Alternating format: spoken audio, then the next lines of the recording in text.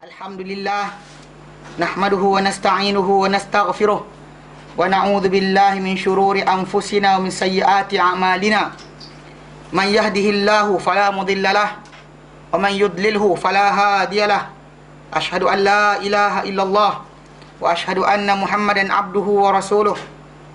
Allahumma salli ala Muhammad wa ala ali Muhammad kama sallaita ala Ibrahim wa ala ali Ibrahim wa barik ala Muhammad wa ala ali Muhammad kama barakta ala Ibrahim wa ala ali Ibrahim fil alamin innaka Hamidum Majid. Qala bi syrah li sadri wa yassir li amri wahlul 'uqdatam min lisani yafqahu qawli, amma ba'd. Alhamdulillah, kita bersyukur kepada Allah kita dapat lagi bersama-sama untuk kita meneruskan kelas pengajian kita berkenaan dengan tafsir, dan kita alhamdulillah sedang nak menghabiskan atau menyelesaikan perbahasan berkenaan dua surah yang terakhir dan juzuk yang ke-29. InsyaAllah lepas tu nanti kita akan masuk juzuk yang ke-28.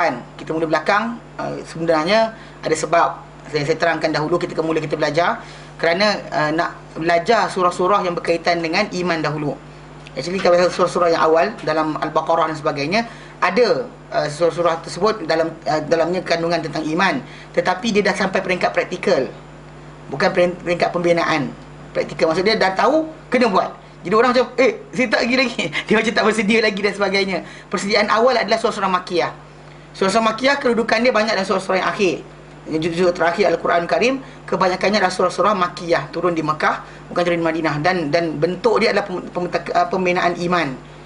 Macam Allah Ta'ala berikan supaya manusia berfikir. Macam itu kita bincang kenaan kematian dan sebagainya. So dia bina diri kita untuk persediaan bagi apa? Kepatuhan kepada Allah Ta'ala yang total tanpa persoalan lagi.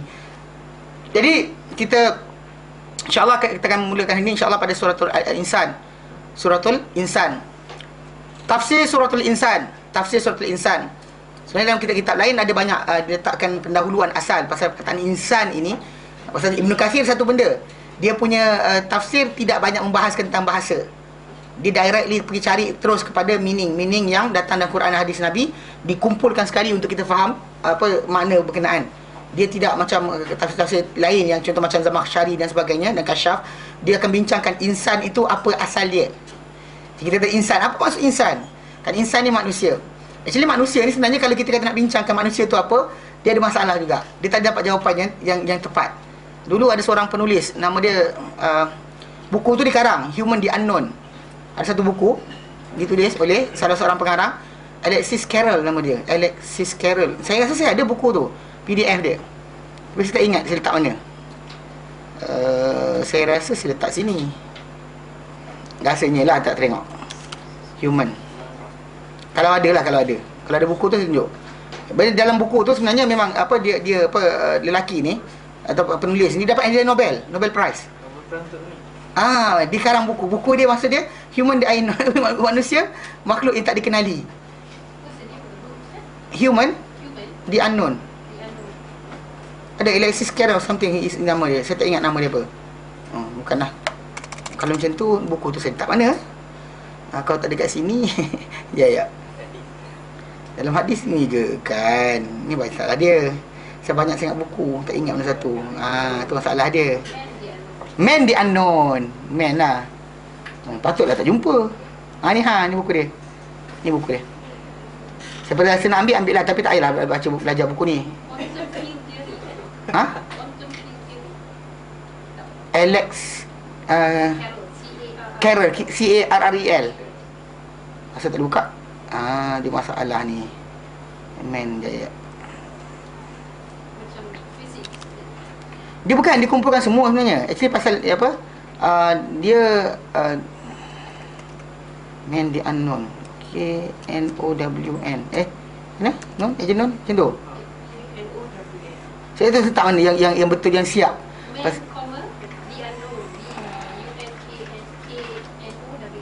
Tak tahu duduk mana. Tapi tadi macam dia, tapi bukan dia tak betul ni pasal dia tak ada. Dia mana entah tadi? Mana entah. Tak payahlah, tak apa. Tak boleh buka. Tak apalah, buku tu ada. Dia actually dia dapat hadiah Nobel.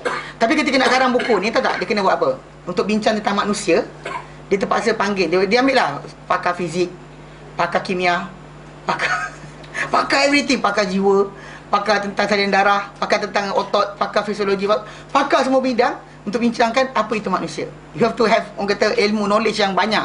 Dan manusia ni combine, kita ni multi cell.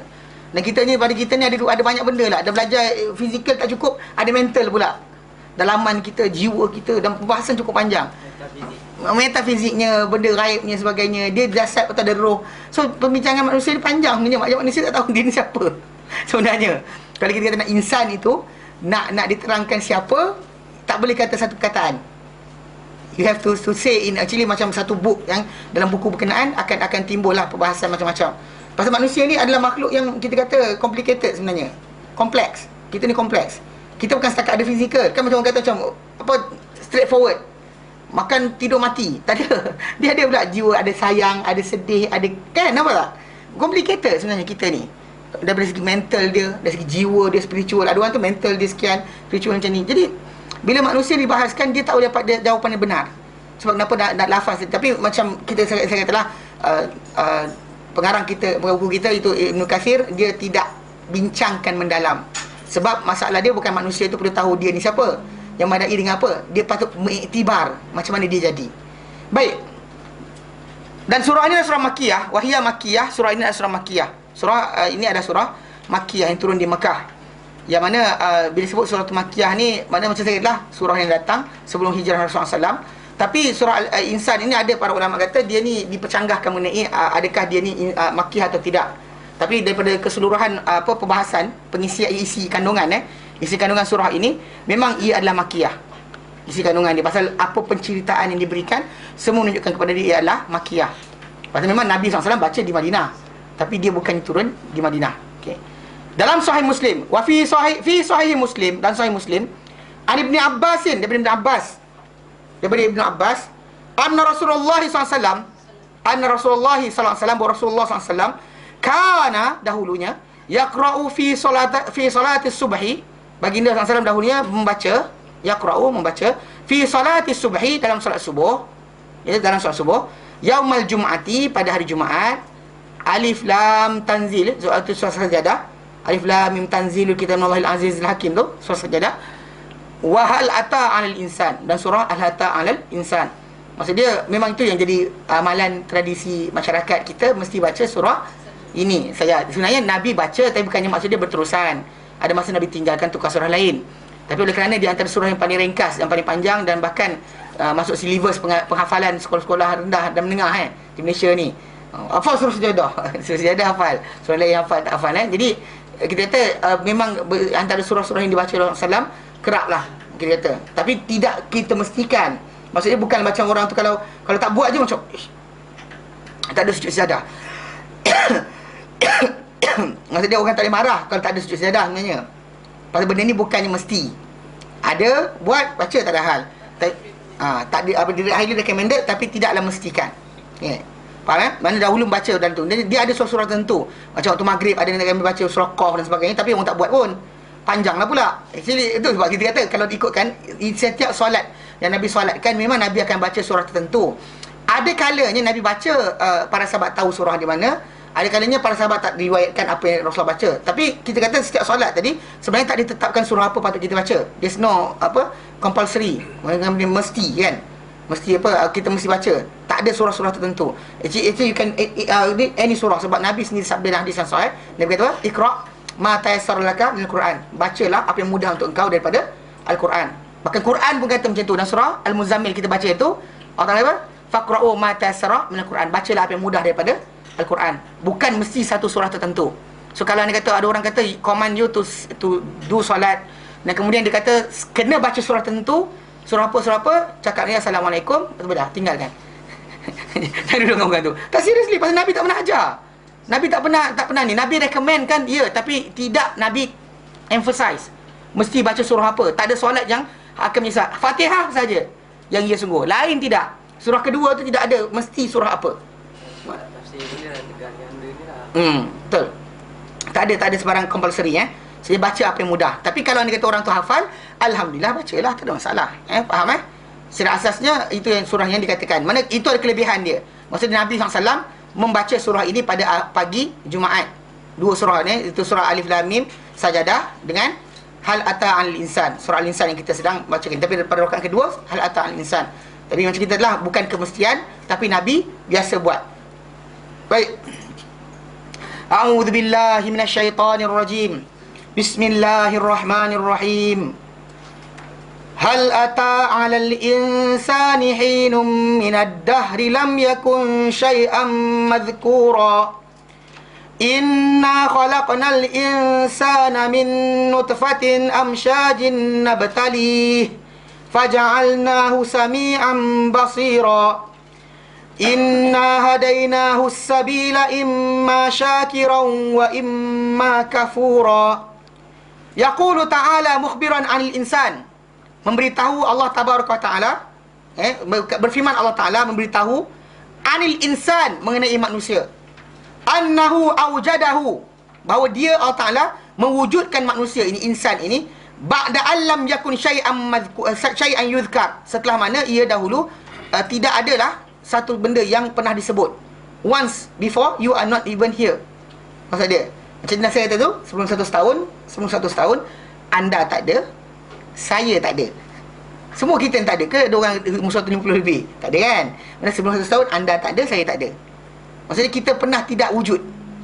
Unknown to human kan. Tak ada siapa. Macam siapa? Tak ada siapa. Tak pernah wujud orang yang bernama macam kita ni. Allah Ta'ala sebut di sini untuk pengingatan. Mana dia beritahu. Dia tak cerita manusia siapa. Dia cerita manusia pernah tidak ada. Ya.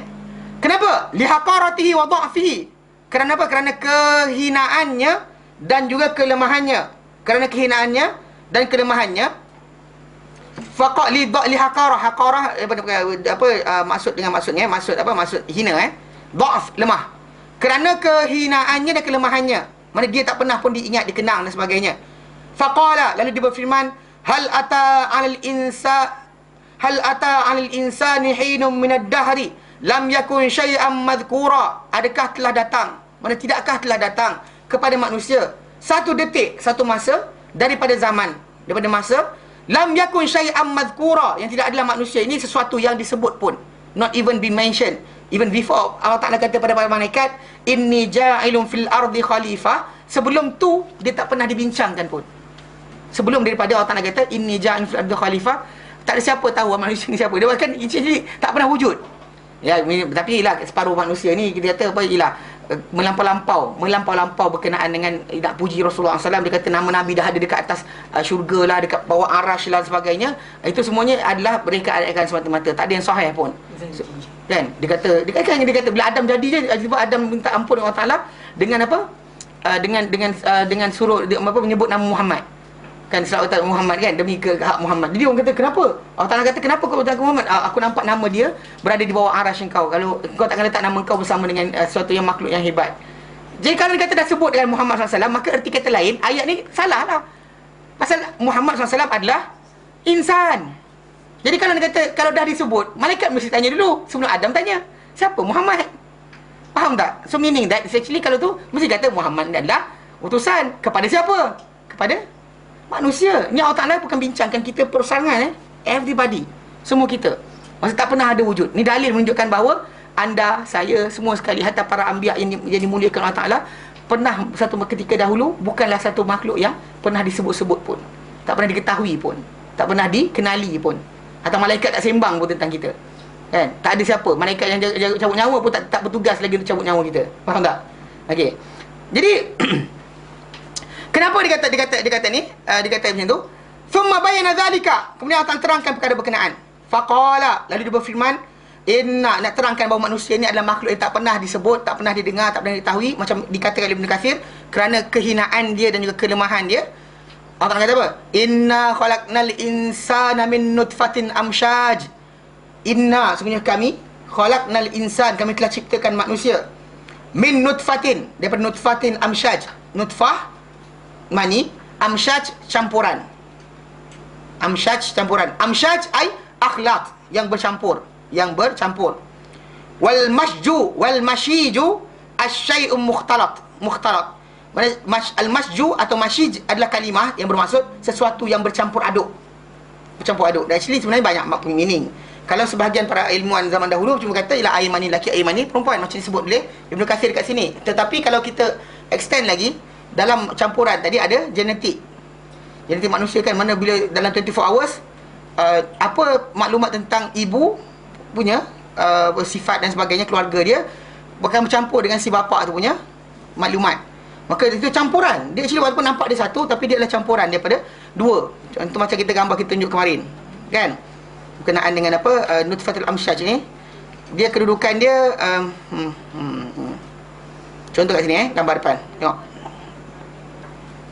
Ada mana entah gambar entah hilang pula. Mana entah. Macam ni dah. Contoh macam ni dalam gambar ni. Bila kita nak gambar ni, okey. Dia actually sampai 7 hari 7 hari manusia tu start daripada awal persenyawaan sperma dan ovum, dia akan bergerak daripada tube Filipino ni masuk ke dalam rahim. Ni dia masuk ke rahim kan. Jadi dalam perjalanan tadi dia campuran. Dalam tu dah ada campur sifat lelaki dan wanita tadi. Dalam ni dah ada macam-macam benda. Dah ada warna mata, warna rambut, jenis telinga, capang tak capang kan, badan boleh bulat ke tidak, warna kulit apa, benda semua sekali. Everything is there. Blueprint kan, semua dah ada tu. Mana campuran tu dah ada. Masa dalam tu dan dia akan bergerak. Ini bagian nutfatul amsyaj. Bila dah jadi macam ni, nutfah. Kalau sebelum tu nutfah lah. Nutfatul rajul yang sperma ni, nutfatul mar'ah yang ovum ni. Tapi bila dah bercampur, dia panggil nutfatul amsyaj. Nutfatul amsyaj. Dan benih campuran. Di sini yang menunjukkan ayat ini menunjukkan bahawa manusia terjadi daripada lelaki dan wanita. Yang benda tak diketahui oleh ahli sains melainkan setelah 1673.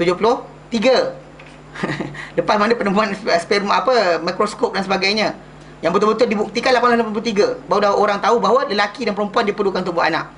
Sebelum tu mula-mula dahulu Aristotle kata manusia ni terjadi daripada darah haid. Darah haid kumpul-kumpul dalam rahim, kumpul lalu jadi anak. Tahu kan? Tahu kan? Tak tahu Mana gambar? Entah gambar tu ada tidak. Kalau ada gambar saya tunjuk. Kalau tak ada gambar tak payah buka hadis, kita belajar tafsir. Dah tengok dah gambar tu, saya tunjuk berapa kali dah. Gambar yang Aristotle lukis tu kan, dia lukis gambar macam blood clot, macam awan. Lepas tu kemudian masa dia air mani masuk dalam rahim, kemudian bercampur-campur darah haid, kemudian jadi anak.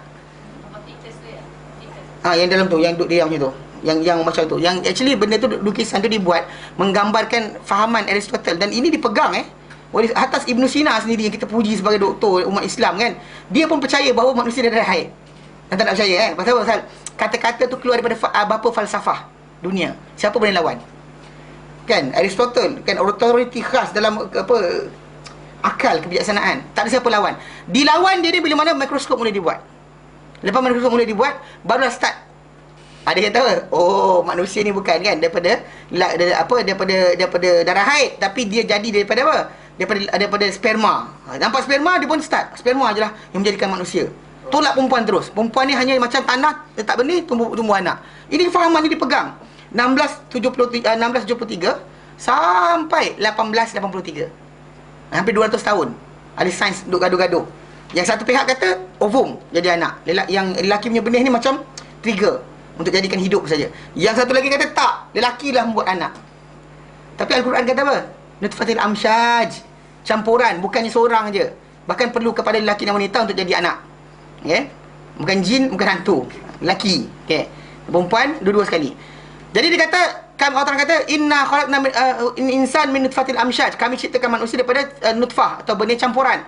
Itu campuran ba'duhu min ba'duhu fi ba'. Mana campuran sebahagiannya pada sebahagian lain, dicampurkan.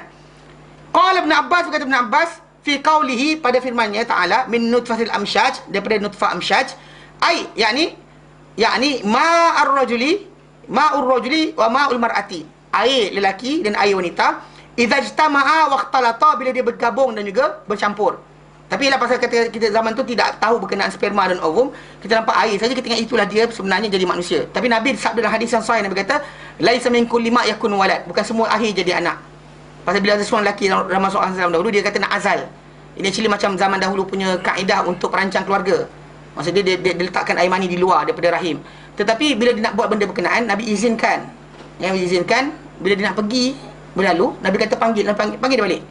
Panggil balik, bila datang balik, Nabi kata, Nabi ingatkan dia, laisa min kulli ma yakun walad, bukan semua air jadi anak. Pasal bimbang nanti dia ingatkan, dia kata dah letak air mani kat luar, pasal pula mengandung lagi. Dia ingatkan semua sekali air itu diperlukan jadi anak. Nabi kata tak, bukan semua air jadi anak. Lafaz hadis Nabi tadi memberi hint berkenaan dengan bahawa bukan keseluruhan air tadi, bahkan sedikit saja daripada air tadi akan menjadi anak. Jadi kita kata, jadi yang maksud dia yang disebut oleh Ibnu Abbas ini adalah apa yang zahir. Pasal memang kita kata manusia daripada air ni, ini dipegang oleh para ulama Islam sejak dahulu lagi. Tapi siapa yang terkesan dengan fahaman Aristotle akan kata kita darah haid. Yang siapa-siapa terkesan dengan fahaman Aristotle, semua akan kata kita darah haid. Tapi siapa-siapa yang dia kalangan ulama hadis, contohnya macam Ibn Hajar Al-Asqalani dan Fathul Bari, dia lawan, dia tolak. Dia kata banyak orang ahli ilmu dan ahli pakar bedah dan sebagainya menyatakan bahawa manusia ini jadi daripada darah haid. Tapi hadis dan nas Al-Quranul Karim, Quran dan hadis Nabi SAW menunjukkan kita daripada air. Pegangan dia tadi dibuktikan lepas 1883, baru orang tahu bahawa manusia daripada benih-benih, bukan daripada darah haid. Mana maksud dia secara tak langsung ini adalah apa yang Al-Quran nyatakan secara zahir. Baik, dia kata tadi thumma yantaqilu ba'du min taurin ila taur. Kemudian berpindah selepas tu manusia ni daripada peringkat ke peringkat yang lain, daripada satu stage ke stage yang lain. Mana asalnya macam ni je. Asalnya manusia ni macam kita kata sinilah. Mana nak tunjuk sebenarnya? Payah sebenarnya kalau tak ada gambar ni. Contoh sinilah. Tadi kan kita tunjuk gambar ni kan.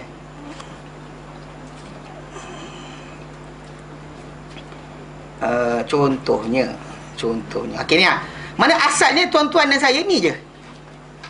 Inilah kita. Mana ini ketika mana polarize kan, dia bila lepas dah pesan dia ni, yang ni bercantum kan.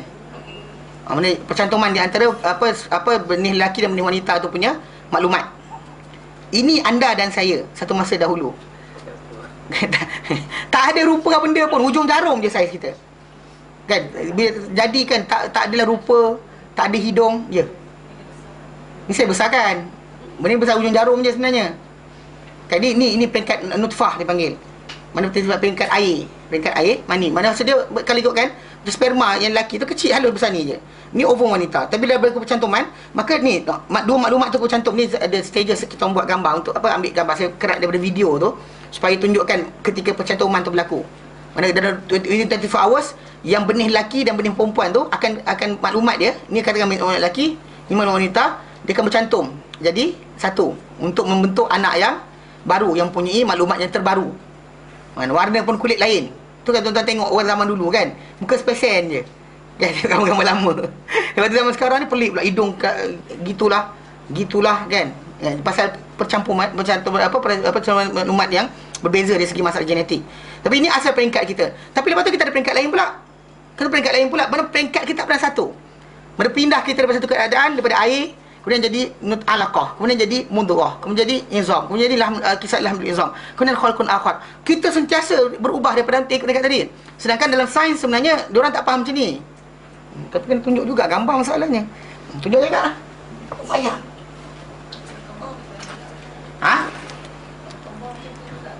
Kembar ada dua jenis kak. Satu kembar seiras, kembar tak seiras. Kalau kembar tak seiras, maksud dia ibu tu hasilkan dua ovum dan benih yang berlainan. Kalau kembar yang seiras ni adalah satu ni unsur amsyaj ni yang telah bercampur, di ketika belah tu belah terus, dia putus dua. Bila dia putus dua, dah mix dia baru dia belah dua. Maka itu sebab daripada rupa budak tu ada keserupaan. Pasal dia satu genetik yang sama, satu maklumat yang sama. Kan? Tapi lah kita rupa lelaki kan. Kalau comel lah, kita comel je lah. Okey kan. Dan rupa satu je, tak ada rupa lain. Okey. Dia tunjuk je. Siapa degil aku cakap dari kelas nak telefon juga. Oh kawan. Atau baik. Sekejap Dia baca hadis. Sedia pasal dalam awal tadi Ibn Katsir sebut, dia kata apa? Dia kata sumayan takil daripada dan nutfah tadi dia pindah kepada taur ila taur, peringkat ke peringkat berikutnya. Hal ilahat keadaan kepada keadaan. Dari tahap ke tahap, dari satu keadaan kepada satu keadaan. So, jadi memang kena tunjuk sikit gambar. Okey. Dalam mana entah aku letak tak tahu, tak ingat. Okey. Okey kan. Sini tengok. Okey, contoh macam ni. Okey, ni gambar yang sudah jadi kan. Ni gambar kita buat laju Okey. Tak nampak. Ni ayat Al-Quran surah Al-Mu'minun ayat 12 sampai 14. Okey, tak apalah tak nampak ni. Okey. Terus baca. nanti kita masuk undian insya-Allah. Okey. Ni berkenaan embriologi. Pengenalan dia, embriologi ni actually kajian tentang pengenalan embrio dan fetus daripada peringkat persenyawaan sampai kelahiran. Ini satu ilmu khas. Kerana siapa jadi doktor tak belajar ilmu ni tak jadi doktor. Dia kena belajar, wajib belajar. Walaupun dia ambil pergigian, dia kena belajar juga benda ni. Sebagai asas kena belajar. Cuma masalah jadi pakar ke tidak, tu lain cerita. Mana anda kena belajar. Mana kalau untuk kedoktoran, dia kena belajar ilmu ni. Okey. Yang dikatakan ni kan, Aristotle kata tu, gambar dia macam ni. Ni, gambar ni. Mana A, B, C, D, E, F, G. Dia nak bayangkan ni rahim, kemudian masuk air mani, kemudian pekat, campur, jadi anak. Nampak tak itu? Ini kan kita tengok bodohnya kita katakan. Tapi ini yang dipahami oleh ahli sains sampai 1673. Bila mana ditemui ni mikroskop pertama dunia oleh Allen van Leeuwenhoek. Ada satu BBC dikeluarkan satu rancana 3 episod tajuk The Cell. Siapa rajin baca, siapa rajin nak tengok, pergi tonton sendiri. Benda tu ada pada saya. Kalau siapa buat hadis, saya bagi. Okey, The Cell. Dalam episod pertama tu dia tunjukkan kisah ni. Macam mana orang ni, Allen van Leeuwenhoek ni dapat pengetahuan berkenaan dengan tajuk sperma ni. Dan dengan penemuan dia lah baru ahli sains dunia ni beralih daripada ikut Aristotle lawan Aristotle.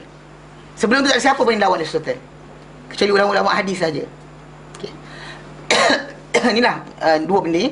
Bila penemuan ini ditemui, diorang ingatkan bahawa manusia ni inilah sini. Tapi yang timbul masalah, ada stages. Dia bukan macam tu kekal tau. Manusia ni bukan macam ni dalam dah siap dalam ni. Problem sekarang ni ada sebahagian ahli sains dia ingat manusia macam ni.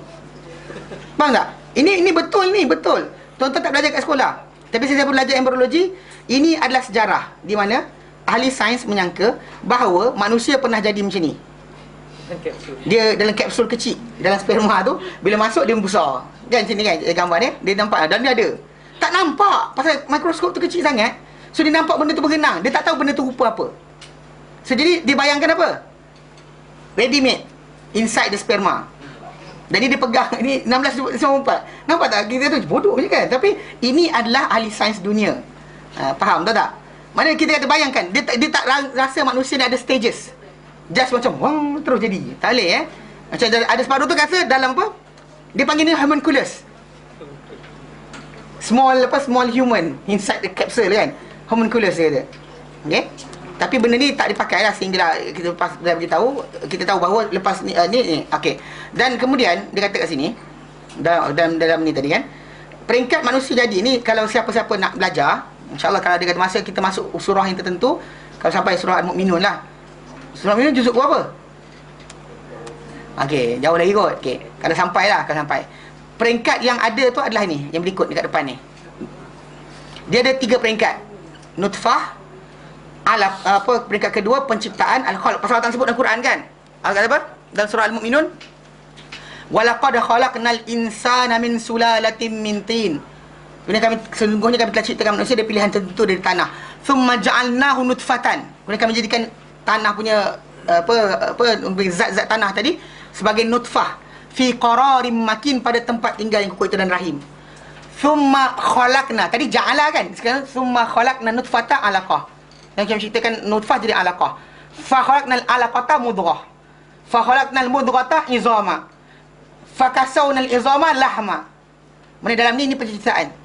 Thumma ansha'nahu khalqan akhar. Yang lepas daripada peringkat ketiga itu peringkat fetus. Mana dah jadi rupa orang, rupa manusia, dia membesar sahaja. Mana mungkin tapi mungkin paru dia tak siap lagi, hati kurang siap lagi, saluran darah tak cantum habis dan sebagainya, tapi dia dah jadi rupa manusia. Lepas hari ke-9 ke atas dia dah jadi rupa manusia. Tapi yang apa kita faham kat sini, ini dah dipanggil oleh Ibn Kathir sebagai apa? Berdasar pada ayat Quran surah Al-Mu'minun 12 dan 14. Itulah yang Ibn Kathir cuba isyaratkan dengan kata-kata apa? Dengan lafaz dalam kitab dia tadi. Dia kata apa? Dia kata tadi kata thumma yantaqilu ba'du, kemudian manusia berpindah sesudah itu min taurin ila taur, daripada satu stage kepada stage yang berikutnya, wa halin ila hal, dan keadaan pada keadaan berikutnya. Dia bukan rupa yang sama sepanjang masa. Bahkan kalau kita tunjukkan contoh macam apa, manusia ni pernah bukan rupa manusia. Manusia pernah bukan rupa manusia. Tahu kan? Dinosaur tak juga. Manusia pernah bukan rupa manusia. Gambar tu saya letak dekat mana? Dekat mana sini kot. Okey. Saya nak tengok kan gambar tu. Okey, dia pernah satu peringkat tu dia rupa janin tadi, tak rupa orang pun. Even actually kita boleh nak distinguish pun rupa dia macam mana. Even kalau kita kata, kalau kita tengok gambar tu, orang ingatkan bukan orang pun. Contoh macam dalam gambar ni macam ni tengok.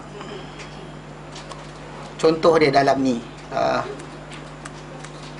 Okey, ni contoh sini awal stage awal ni macam kat sini tak ada orang pun kat sini. Kalau contoh macam mudah sikit nak tunjukkan sini. Ni. Ini embrio ikan. Dia ni yolk sac dia, telur dia. Ini ikan punya janin. Ini embrio manusia. Ini yolk sac dia dan ini embrio manusia. Ada beza? Kalau jumpa seorang tu saya dia kata, "Oh, ni manusia ni." Ada dia boleh beza? Tak ada boleh beza sebenarnya. Ada rupa dia tidak ada rupa yang membezakan dia jauh. Bahkan macam ni kan hari 41 ada tak ada rupa orang pun.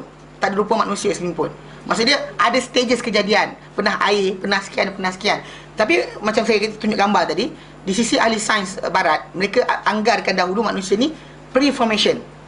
Siap dah dalam sperma atau dalam ovum. Tapi lepas tu terbukti bahawa ia adalah salah. Pasal manusia ni ada apa? Ada stages kejadian dia. Macam contoh macam dalam gambar ni kan. Macam ni manusia tau. Ini manusia. Ini kalau kita bandingkan tiga stages yang ada, early tail bud embryo, ini late embryo masuk di anti larva. Maksud dia ni ada beza dia.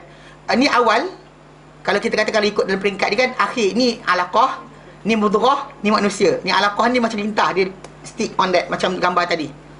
Macam ni ni kira macam alaqah lah ni. Saya kan lintah kan dia melekat. Jadi janin tu macam tu atas yolk sac tau, sekarungnya telur dia tu. Bersatu je. Dia macam tu. Macam lintah. Okey, peringkat awal tu macam tadi gambar tadi kan.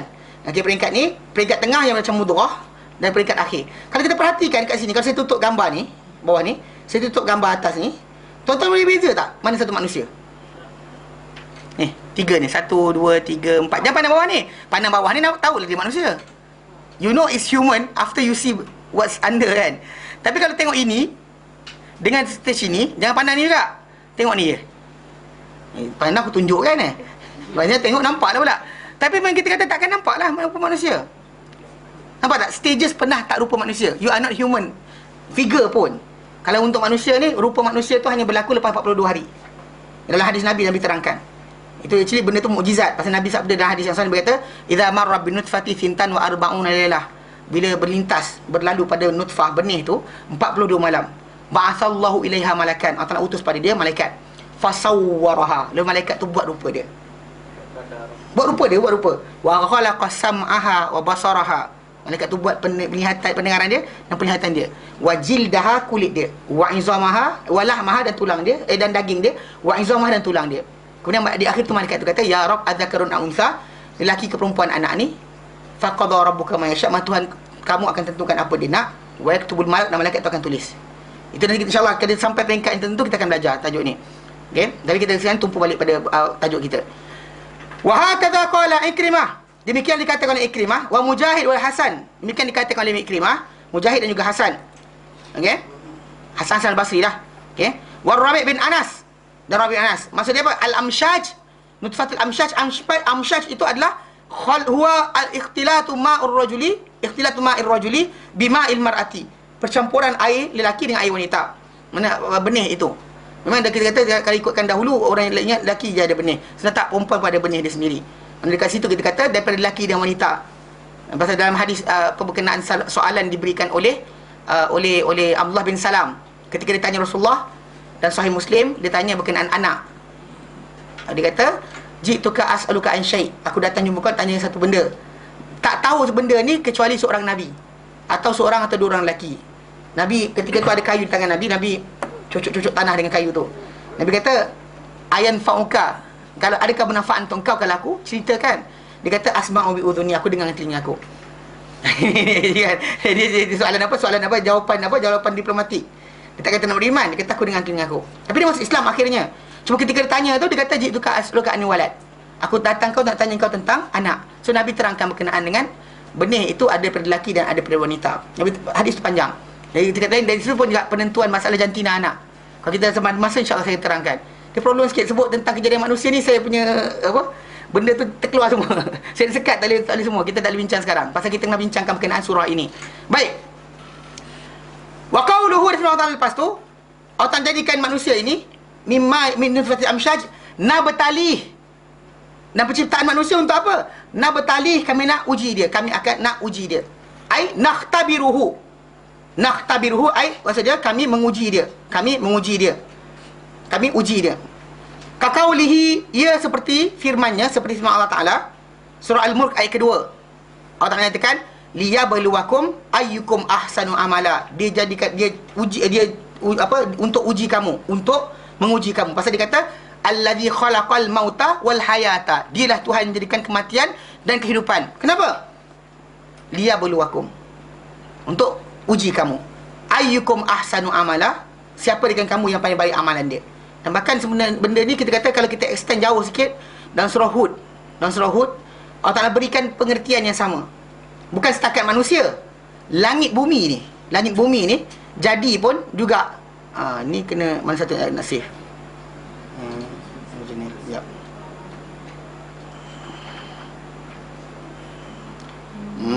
Habis dah, hilang dah, rosak dah. Tak boleh buat apa. Okey. Ya, okey. Contoh dalam Al-Quran, dalam surah Hud. Dalam surah Hud Allah terangkan berkenaan bukan setakat manusia. Macam kat sini kita lihat kematian, kehidupan, ujian. Dan kejadian manusia daripada nutfah pun nak bertalih, kami nak uji dia. Tapi kalau dalam surah Hud Allah Ta'ala nyatakan bukan setakat itu, bahkan penciptaan langit dan bumi semua sekali juga untuk ujian manusia. Allah Ta'ala sebut dalam Quran dalam surah Hud, Allah Ta'ala nyatakan a'udzubillahi minasyaitonirrajim wa huwallazi khalaqas samawati wal arda fi sittati ayyam.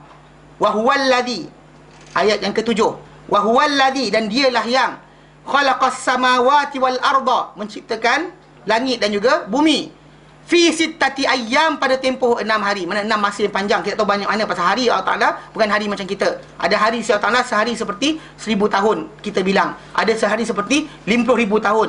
Ada sehari mana ikut kadar Allah Ta'ala tentukan. Tapi tempoh dia adalah panjang. 6 tempoh panjang. Kalau ada kata orang tanya pada kita kenapa 6 tempoh panjang, sebab kita ni bukan makhluk kun fayakun. Kita perlukan pada, kan kita tuan-tuan lahir bukan tiba-tiba terus besar.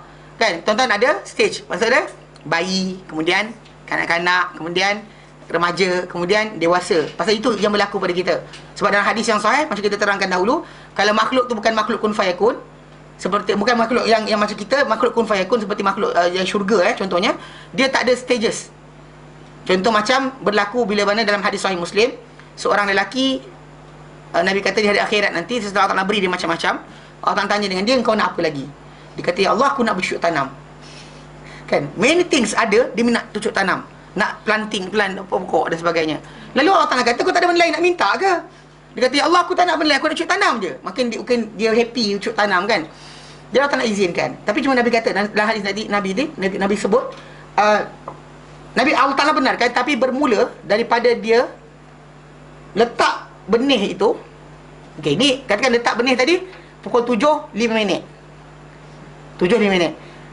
Pokok tu ambil masa untuk membesar dan keluar dahan, keluar ranting, keluar bunga, buah dan sebagainya. Klip mata. Sekip mata tu pokok terus besar dah. Masuk dia tum. Automatically dia besar terus. Pasal dia bukan makhluk yang ada stage macam kita. Kita ni stages. Kan di syurga nanti kan pokok-pokok tadi bila nak makan, orang tu nak makannya turun. Orang tu nak makannya nak lagi lah turun. Maksudnya dia bukannya macam kita. Kalau kita nak makanlah tunggu 6 bulan. Kan nak makan durian lah, bukan macam tu. Faham tak? Itu makhluk kun fayakun. Jadi kita ni 6 stages tadi supaya kita jadi macam ni. Ada masa. Kan nak tua tu pakai masa, bukannya macam terus tua. Kan tak ada, dia pakai masa. Mana kecil, besar and macam tu. Itu 6 stages tadi. Itu para ulama kata apa? Itu penjelasan yang paling nyata. Walaupun kita kata Allah Ta'ala sendiri sebenarnya tak pernah kata pun itu sebab dia. Sebab kalau dia kata aku nak buat suka hati akulah, dia Tuhan. Kan? Dia Tuhan, dia maha kuasa untuk melakukan segala. Tapi paling logik sebab itu. Pasal makhluk selepas akhirat nanti tak. Hatta kulit kita ni akan digantikan pakai masa. Kan bila orang-orang yang masuk neraka dibakar kulit dia sampai hangus, kan digantikan automatik on spot. Tak ada tunggu pula 5 bulan, 6 bulan kan. Masuk hospital dulu, sapu krim, sapu saudak minyak baru tumbuh kulit, baru masuk neraka balik. Tak. Dia akan nak tumbuh time tu juga, on the spot. Itu badan kita di sana. Badan kita di sini betul. bila patah kaki kan, ataupun terselioh kaki ke, makan masa nak baik. Kalau teringkat-ringkat, apa pasal tingkat lagi kaki tu kan, dah baik dah kan? Tak. Relax, pelan-pelan lah. Maksudnya kita macam tu. Pasal di sini punya badan, sana punya badan lain. Sebab kenapa Nabi kata, lelaki tu dapat. Ni seorang Muslim. Dia dapat, Allah Ta'ala beri dia untuk tanam pokok. Tapi cocok je benih, 75 minit. 75 minit juga apa? Pokok tu dah besar. Dia tak ada macam besok siram air, letak baja. Kan tanah syurga bukannya tanah macam tanah kita. Tanah adalah kasturi. Mana bukannya tanah tu pasir-pasir dalam mutiara.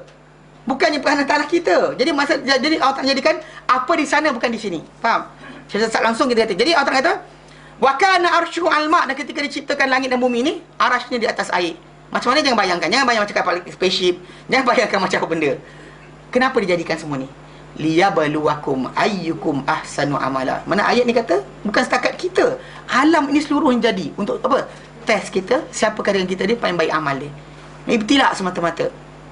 Sebab kenapa kita kata dapat baik atau buruk, semua sekali masih lagi apa? Ujian Allah Subhanahu Wa Taala. Dan surah Al-Mulk disebut, dan surah ni disebut, dan surah Hud pun disebut juga. Liyabluwakum, untuk uji. Allah kata nak bertalih, kami nak uji dia. Okey? Faja'alnahu sami'an basira. Faja'alnahu sami'an basira, lalu kami jadikan dia mendengar dan juga melihat. Ai, maksud dia, ja'alna lahu sam'an wa basara, kami jadikan untuk dia pendengaran dan penglihatan. Yatamakkanu biha, yang dia dapat atau boleh dengannya, dengan pendengaran dan penglihatan tadi, minat ta'ati wal maksiati, untuk taat atau untuk maksiat. Tuan-tuan ada pendengaran dan penglihatan, maka dengan sebab tu tuan-tuan boleh nak buat baik atau buat jahat. Tak percaya, pekakkan orang tu, butakan dia, tengok. Hilangkan dua-dua sekali. Hilangkan dua-dua sekali. Tak reti nak buat jahat, percaya cakap. Nak ajar dia pun tak boleh. Kita sekarang kita dapat belajar perkataan, words yang kita belajar. Macam air, kan? Air kita makan, air kita minum. Air tu bila kita ambil, kita faham perkataan air. Siapa ingat? The words air. Dalam kamus hidup dia, air tu bila dia faham, air itu air. Kan? Siapa ingat? Ada siapa ingat tak? Bila dia kenal air itu air. Mana kenal dah kecil-kecil, mak kata air. Mak kita kata, kalau kita lahir anak keluarga Arab, mak kita akan ajar kita apa ni? Mak. Atau moyah lah kalau sebenar lahjah Arab, kan? Atau kalau kita lahir anak orang Mak Saleh, kita panggil apa? Water. Dia ada water style British, ada water style Mak Saleh. Lepas tu Amerika, water tak kira, water ke okay. Kemudian kalau kita lahir kalau orang Cina, kalau Tamil tahulah pani, okay. Toy, soy. So actually the words itself, kenal perkataan air berdasarkan kepada apa? Apa anda dengar, apa anda lihat. What your mother show it to you and what she said. Faham tak? Katakan kita patah balik, kita retreat balik. Kalau mak kita orang bukan Melayu, kita akan bercakap bahasa Melayu. Sebab apa? Apa kita dengar, apa kita lihat. Nak buat jahat pun macam nak tahu, macam mana nak merompak perbincangan. Kalau buta pekak, nak bincang macam mana? Tak nampak, tak cakap, tak boleh. Tu Allah Ta'ala kata, nak bertalih untuk uji manusia ni. Faja'alnahu sami'an basira. Maksudnya dengan pendengaran penglihatan tadi, dia boleh gunakan, mampu dia untuk buat maksiat, mampu dia buat kebaikan. Kebaikan, kita orang tu jahat mana pun sekalipun, kita nasihatkan dia, dia dengar, dia nampak satu benda dan sebagainya. Dengan benda tu dia belajar untuk bertaubat. Faham? Masa secara tak langsung kita kata ini adalah panduan Allah Ta'ala. Allah Ta'ala kata dua benda tadi alat. So siapa tak guna dengan betul, dia pakai jadi ahli neraka. Ni kita dah belajar dalam surah Mulk hari tu, ingat? Allah Ta'ala nyatakan apa? Ahli neraka masuk neraka. Dia kata apa? Ahli neraka masuk neraka. Bila masuk neraka dia kata apa? Bila datang apa penjaga neraka kata pada dia. Dia kata alam ya'tikum nadhir. Kan? Bila masuk dalam neraka di setiap kumpulan, penjaga neraka akan tanya, alam ya'tikum nadhir. Tak pernah akan datang kepada kamu pemberi peringatan. Ayat 7, 8, 9, 10, 11. Dia kata qalu bala qad ja'ana nadhir. Dia kata bahkan dia telah datang kepada kami pemberi peringatan, tapi fakadzabna, kami dustakan, kami tak percaya. Wah, bohonglah. Man pandai, aku dia kaya. Dia kalau dia betul Tuhan sayang ni, kenapa dia miskin? Kenapa dia miskin? So on lah mulut dia keluar. Anyway, dia tak percaya. Wa qulna ma nazallahu min syai'. Dan ahli neraka dia kata Tuhan tak turunkan apa-apa. Nothing is given to us, dia kata. In antum illa fi dhalalin kabir. Tiadalah kamu pemberi peringatan, mereka kena kesesatan yang besar. Kemudian dia sebut pengiktirafan apa sebab mereka masuk neraka. Wa qalu, dan mereka berkata, lau kunna nasma'u, kalau kami dahulu mendengar, Au naqilah, atau kami dahulu berfikir, ma kunna fi ashabis sa'ir, takkan kami jadi ahli neraka. Maksud dia tak guna alat tadi akan mencecahkan orang ke neraka. Macam juga penggunaan alat tadi akan bawa hidayah pada seseorang. Pasal Allah sebut dalam Quran dan surah Al-A'raf ayat 179, terangkan tentang sifat ahli neraka yang paling ramai. Kan kata walaqad zara'na li jahannama katsiran minal jinni wal ins. Demi semuanya kami telah siapkan untuk neraka ni banyak jin dan manusia. Dan sifat dia, ciri-ciri dia, lahum qulub, mereka ada hati, ada akal. La yafqahuna, mereka tak memahami dengan akal mereka. Walahum a'yunun, mereka ada mata. La yubsiruna, mereka tak melihat dengan mata mereka. Walahum adhan, mereka ada telinga. La yasma'una, mereka tak mendengar dengan telinga mereka. Ulaika, mereka itu yang ada akal, tak nak fikir, ada mata, tak nak lihat, ada telinga, tak dengar, kal an'am, seperti binatang tak nak makan. Balhum adhal, bahkan mereka lebih sesat. Ulaika, mereka itulah humul ghafilun, mereka itulah orang-orang yang lalai. Meaning that the opposite daripada tak guna, maksud dia penggunaan akan bawa pada hidayah. Bahkan Allah Ta'ala sebut Al-Quran, fabashshiril ibad, berilah berita gembira hai Muhammad kepada sekalian hamba, alladzina yastami'una al-qawla, orang yang mendengar kata-kata, fayattabi'una ahsana, maka dia mengikut yang terbaik daripada kata-kata berkenaan. So meaning that actually kena guna. Allah Ta'ala berikan untuk ujian. Dan daripada sini Ibnu Katsir kata, untuk bolehkan dia buat jahat baik, dua tadi. Buang dua tadi, habis. Pekakkan mata, pekakkan telinga, butakan mata, hilang dia jahat. Tak boleh jadi. Pasal dia nak belajar, nak merancang dan sebagainya, dia perlu keluar daripada situ. Hatta orang kita bercakap pun perlukan pada telinga. Kalau orang dia pekak, dia tak boleh bercakap. Sebab apa? Dia tak boleh tiru bunyi. Kan bunyi kata-kata kan ma, abah dan sebagainya, takkan keluar. Faham Wa qauluhu, dalam firman Allah lepas tu, inna hadainahus sabil. Inna hadainahus sabil. Sungguhnya kami hadainahus sabil, kamilah yang tunjukkan dia jalan. Ai bayannahu lahu, kami jelaskan ia jalan, lahu kepadanya, nya orang tu. Inna hadainahus sabil ai bayannahu lahu, kami terangkan ia kepadanya, wadahnahu, dan kami jelaskan ia, wabassarnahu, dan kami perlihatkan ia, bihi, terhadap jalan berkenaan. Kami bagi manusia ni lihat, faham dan juga jelaskan jalan tadi kepada manusia. Yang maksud dia jalan tu dah Allah Ta'ala tunjuk. Ini yang kita kata, bila kita kata hidayah Allah Ta'ala, jalan tu lah yang ditunjukkan kepada kita. Dia tak pernah zalimi sesiapa. Lahir dan keluarga bukan Islam sekalipun, hidayah tetap sampai. Cuma masalah dia patuh atau tidak saja. Dan tak ada manusia yang kita kata datang ke dunia ni tak ada hidayah. Tak ada hidayah, cuma dia tak sedar bila. Kadang-kadang kawan dia ajak, Mat, jom pergi kedai. Atau Mat, jom pergi masjid. Mana satu? Jom pergi pasar raya. Malam ni ada sale Sogo. Sogo ada sale sekarang? Jom tanya tak, mana sale? Ada sale tak ada tak boleh tak sale lah. Asyik sale, tipu tu benda tu. Dia kena tipu, dia beli barang sebenarnya tak kurang pun harga. Dia top up, kemudian letak gambar 70%. Wah, murahnya kata. Padahal tak murah pun. Anyway, kita kata sini, kawan kita nak ajak kita ke mana? Jalan tu, jalan Allah Ta'ala yang tunjukkan, terangkan. Bahkan Allah Ta'ala berikan contoh, tauladan, bimbingan, kisah-kisah orang terdahulu dan sebagainya untuk panduan kita. Seperti kakaulihi, seperti firman Allah Ta'ala, wa amma samudu, adapun Samud, fahadainahum, kami beri hidayah pada mereka, fastahabbul ama 'alal huda, maka mereka lebih cintakan kebutaan berbanding dengan petunjuk. Mereka nak buta lebih daripada petunjuk. Bukan petunjuk dah, tapi mereka lari. Ni kan ingat kisah kakak yang saya cerita dulu, kisah kakak yang masuk Islam tu, yang bapak dia sami buat patung dan sebagainya. Kan dia kata pada bapak dia, actually pada hari berkenaan dia cakap pada bapak dia, hidayah tu dah habis dah pada bapak dia. Habis dah. Sebab apa? Bila dia kata pada bapak dia kata, dia cakap, dia kecil, umur 5-6 tahun, dia cakap pada bapak dia, bapak buat Tuhan, bapak masuk nyawa dengan Tuhan, bapak lagi baik dari Tuhan, kenapa bapak sembah Tuhan? Bapak buat Tuhan, bapak masukkan nyawa dengan Tuhan, bapak lagi baik dari Tuhan, kenapa bapak kena sembah Tuhan? Actually for orang yang paling logik di dunia ni, tak ada ruang dah, habis.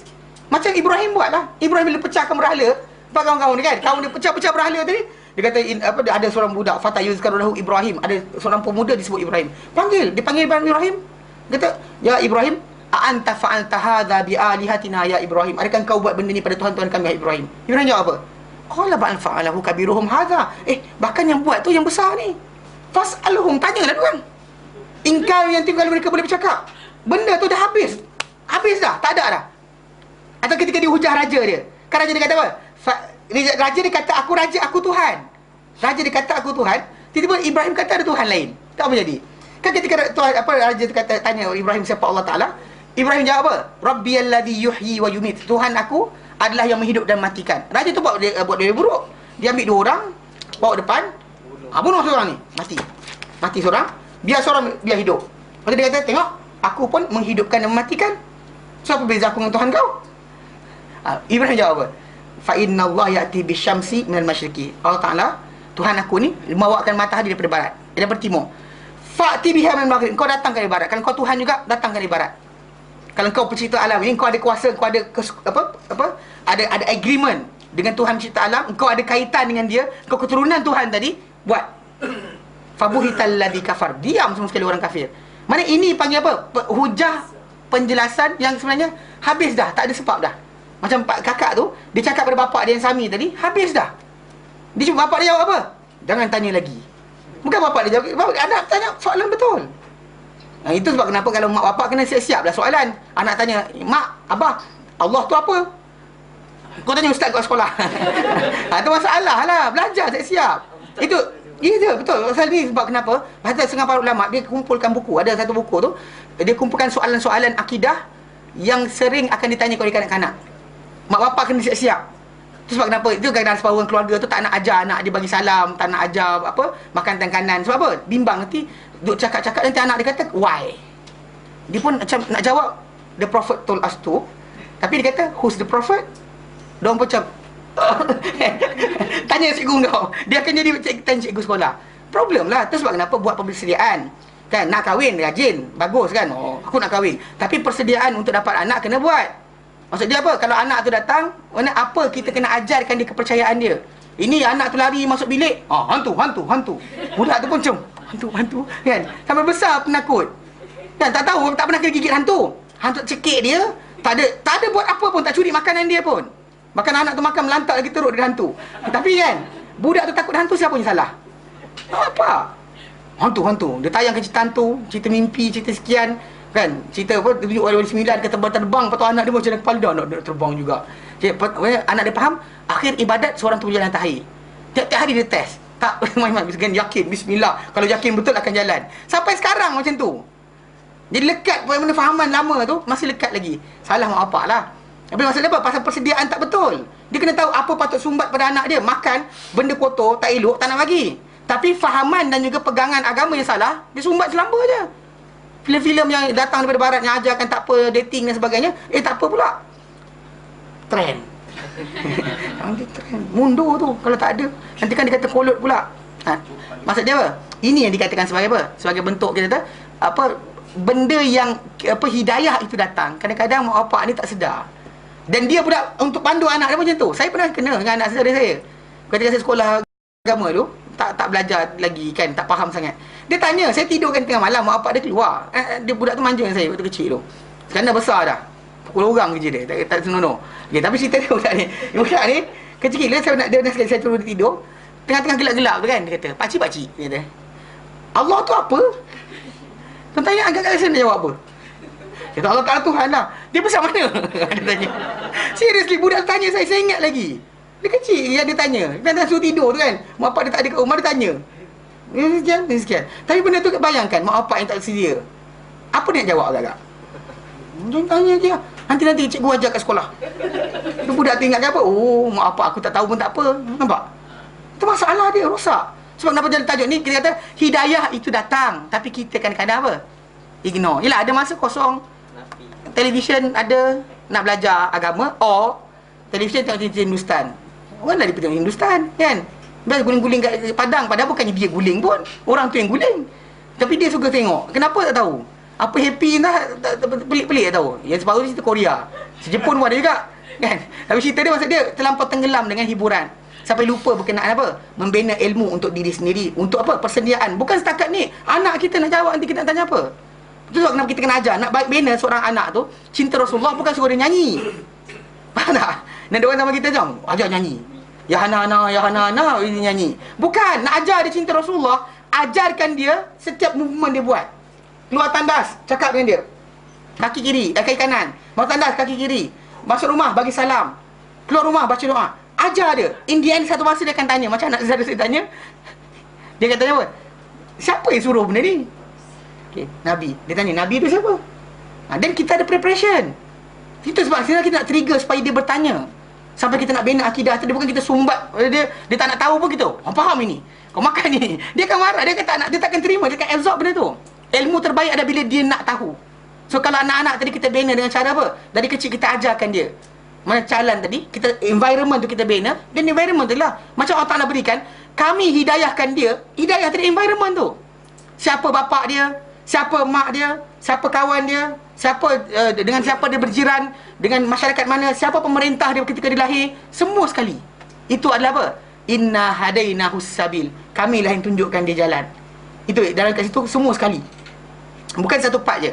Bukan tunggu-tunggu apa, sabil tu maksud dia tunggu mimpi malam. Kan lepas solat istikharah, datang mimpi, ada cahaya datang, wahai manusia, ikutlah kan. Bukan. Sabil tu sekalian. Tuan-tuan macam hadir ke sini, mana ustaz tak mati, perut tuan-tuan tak sakit, ustaz tak nak pergi tandas dan sebagainya. Semua sekali.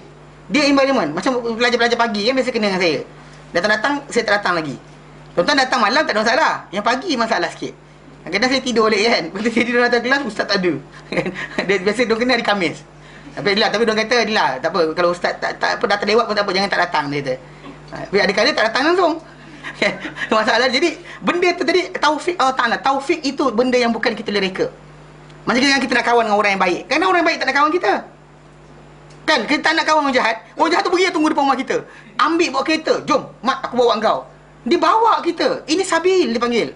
Inna hadainahus sabil. Kami, orang kata kami, sungguhnya kamilah tunjukkan dia jalan. Fahamkan dia, terangkan pada dia, nyatakan pada dia. Sampai, macam tadi lah, sampai tak ada ruang dah untuk dia kata tidak sebenarnya.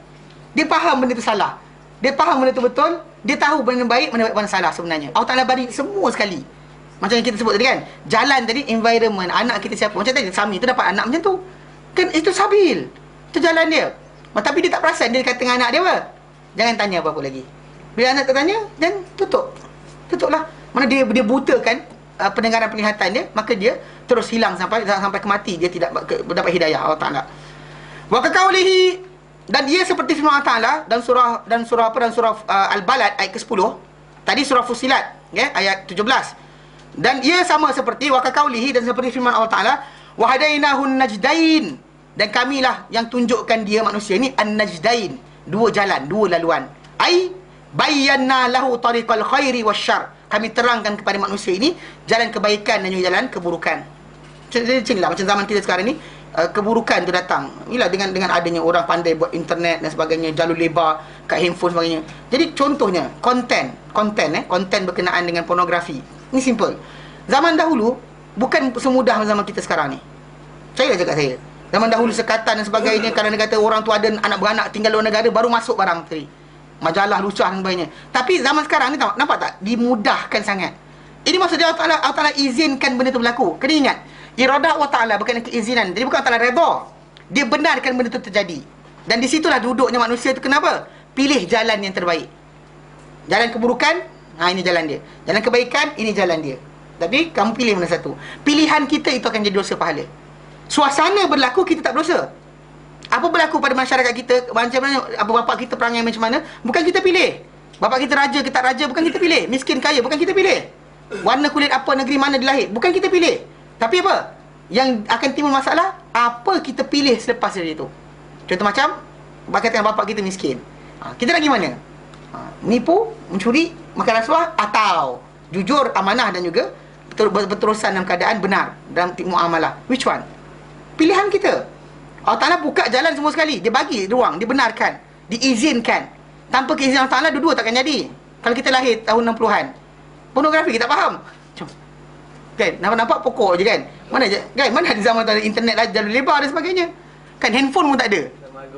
Tak ada handphone, handphone tak ada jauh. Patah 90-an, awal 90-an.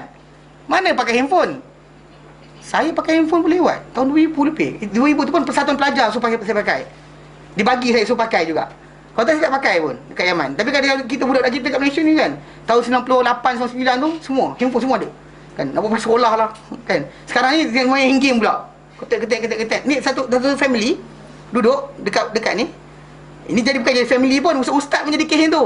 Saya duduk dengan ustaz 3-4 orang kawan Sembang ni, saya sembang kan. Yang ini, yang tu, semua sekali. Dalam sekali sembang orang je. Lepas tu saya kata, korang ni masalah korang tu kata. Kan? Dan sekarang ni perhatikan, pergi pasar raya, pergi mana kan? Pergi ke restoran. Perasan tak mak bapak? Ibu bapa kan?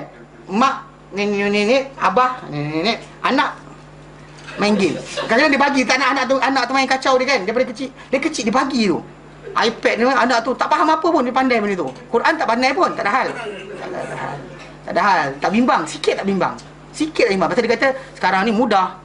Kan, dia ikhra' tak pandai. Dalam masa 2 minggu boleh pandai baca Quran. Betul tak? Jadi, apa jadi? So, last sekali makin simplicity kan, simple kan? Last sekali apa? Kan? Last sekali tak belajar, tak sekian, tunggu dulu, nanti kemudian, nanti. Last sekali apa? Mati. Kan? Last sekali mati semua sekali. Tu faham keadaan. Jadi, zaman ni bukan kita pilih. Zaman di mana benda ni mudah sangat, teknologi ni tadi, bukan kita pilih. Zaman mainan banyak ni, tuan-tuan pilih ke? Zaman televisyen apa 24 jam. Tuan-tuan tak pilih. Siapa-siapa lahir sebelum 70-an, sebelum 80-an, 70-an kan? Maksudnya dia membesar dalam 80-an tu, dia belum besar kat televisyen. Televisyen 2 channel dia tahu. 86 baru TV3 ada. Tak ada 24 jam. Saya dah cakap saya. Dan tak ada benda tu. Jadi zaman tu, bayangkan nak baca Quran, berapa lama masa kosong? Betul tak? Nak baca Quran, nak mutalaah kan, nak membaca hadis Nabi, banyak masa sungguh nak belajar. Tapi kan sekarang ni dengan TV 24 jam, siapa nak pergi belajar? Ada cerita baru kat televisyen, new series kan, dengan internet dia. Jadi maksud di sini, jalan keburukan tadi yang permudahkan siapa? Allah. Jalan kebaikan yang permudahkan kat siapa? Allah. Cuma saat sekarang ni anda soalan, pilih mana satu. Tu je. Dia terangkan, dia bagi, dia jelaskan sekali. Tapi kamu akan pilih apa? Itulah janji tajuk dia. Wa hadza qaulu Ikrimah, dan ini adalah kata-kata Ikrimah, wa Atiyah dan Atiyah, wa Ibnu Zaid dan juga Ibnu Zaid, wa Mujahid dan juga Mujahid. Fil masyhuri anhu, daripada yang masyhur daripada Mujahid, dan wal jumhur para ulama nyatakan itulah dia. Maksud dia Allah Taala kata inna hadinahus sabil, kami tunjukkan dia jalan kebaikan, jalan keburukan. Maksudnya bukan sekadar tunjuk, nyatakan, terangkan, jelaskan dan juga apa? Mudahkan. Mana era zaman kita hidup, mana contoh macam ustaz mudah ditelefon kan. Telefon dapat jawab. Pun mudah juga. Jalan kebaikan banyak. Kalau orang tu nak bersedekah zaman kita sekarang ni, bersepah jalan. Kan? Mana jalan untuk belajar agama cukup mudah. Tak ada televisyen, ada radio. Tak ada radio, ada internet. Tak ada internet, ada kan YouTube. Tak ada YouTube sekian. Lepas tu datang kelas free je. Pun ada kelas free lagi zaman sekarang. Ada kan? Kami tak minta tuan-tuan duit. Free lah tu. Kan? Free lah, maksudnya free. Tak paksa. Datang je. Tak ada kata macam, siapa tak datang 3 kali, buang kelas. Ada? Pernah kami buat macam tu? Tak pernah kan? Tak datang, tak pernah tanya pun. Cuma kadang-kadang saya tanya lah, lama tak datang? Kan? Lepas tu lari terus. Pun ada juga, malu. Kan? Tak, saya jarang. Kalau pergi Ustaz Ridwan buat macam tu. Saya tak buat macam tu. Ustaz Ridwan dia tanya, budak student tak datang? Dia garang dia buat yang tu. Jadi student tu dia takut sikit tak datang. Tapi saya tak buat yang tu kan. Ustaz Yunus tak buat yang tu. So ini maksudnya zaman kita ni mudah sangat ilmu. Tak ada siapa paksa. Tetapi masalah apa? Pilihan anda. Apa anda pilih? Tanya diri masing-masing. Tu Allah Ta'ala kata hadainahus sabil, kami tunjukkan dia jalan. Jadi ini pendapat jumhur.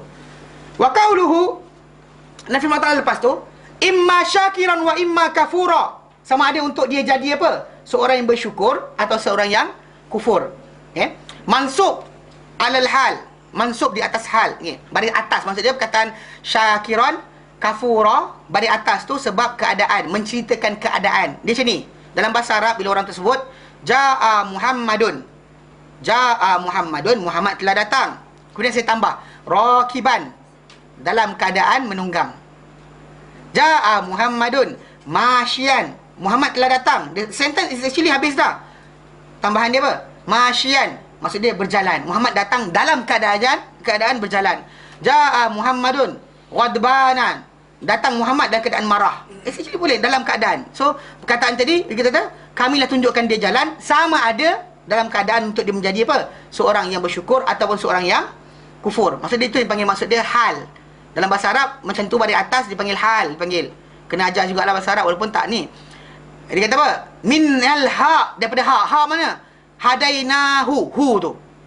Inna hadainahu, kami tunjukkan hu. Hu tu dia. kamilah yang menunjukkan dia jalan. Mana sama ada dia berkeadaan bersyukur atau berkeadaan kufur. Maksudnya balik pada ha tu. Ya, balik pada ha tadi. Mana sama ada dia jadi seorang bersyukur atau berkufur. Fi qaulihi ta'ala, dan firman Allah, inna hadainahu, kamilah yang menunjukkan dia ad-sabil, jalan.